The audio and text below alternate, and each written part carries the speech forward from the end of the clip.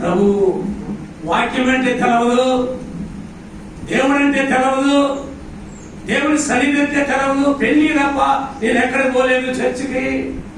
దేవుడు నాతో మాట్లాడాడు. దేవుడి స్తోత్రం హల్లెలూయా. దేవుడు అన్నాడు, దేవుడు నాతో మాట్లాడాడని దావీదు అంటున్నాడు. దేవుడు నాతో మాట్లాడాడు. నా దగ్గర ఒక సేవకుడు ఉండేవాడు. ఆయన అనేవాడు, దేవుడు మాట్లాడతాడా? దేవుడు దర్శనమిస్తాడా? ఆత్మ లేని వానికి దేవుడు మాట్లాడతాడని తెలవదు. చెప్పండి, దర్శనమిస్తాడని తెలవదు. భాష మాట్లాడతాడని కూడా. నాకు భాషలు రావండి, నాకు భాషలు రావు. అంత మాత్రమే దేవుడు నాలో లేడని, దేవుని ఆత్మ నాలో లేదని కాదు. ప్రైజ్ ది లార్డ్, హల్లెలూయా. చనిపోదాం అనుకున్నానండి, ఏడుస్తున్నాను. మధ్యాహ్నం పోయి కూడా చర్చి దగ్గర, ప్రభా నేను చచ్చిపోతాను.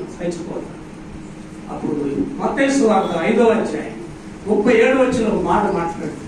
నీ మాట అవునంటే అవును, కాదంటే కాదన్నట్టు ఉండాలి.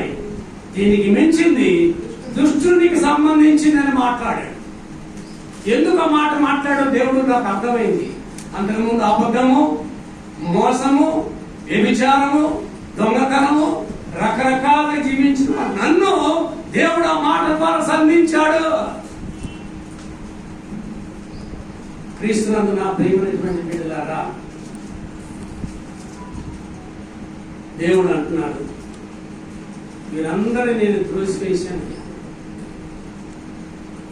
ఆ కుమారుడు దావీదు నేను కోరుకున్నాను.